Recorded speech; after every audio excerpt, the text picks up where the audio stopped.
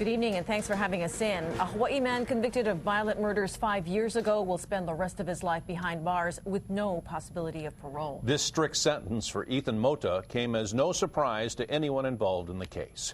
KITV's Paul Drews joins us live from the newsroom to explain why in tonight's top story, Paul. Well, no surprise because the judge was forced to follow federal sentencing guidelines. But even though everyone knew the life sentence was coming, it was still an emotional end to this long criminal case.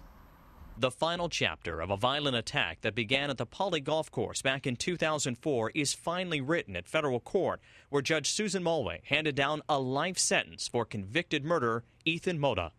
What happened here today was totally expected in light of the convictions. Nobody had an option here, not even the judge. Congress prescribed the sentence, life.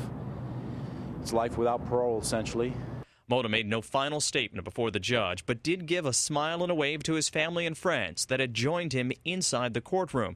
Then he dropped his head as the sentence was read. Even being prepared for it, it's still a difficult day. It's a somber day.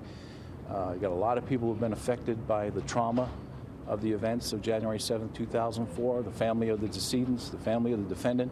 Before the sentencing, a letter was read from the wife of one of the men killed at the golf course. Ma'anaima Taliesin Utu Corpuz told the court that Mota showed no conscience whatsoever to satisfy your selfish desires.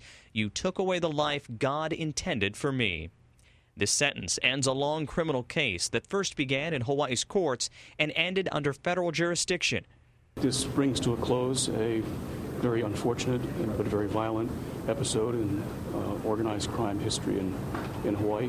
I think that it's a very serious offense, as the judge commented, and warranted a very serious sanction on this defendant. While Mota will not be eligible for parole, his attorney has already started working on his appeal to the convictions.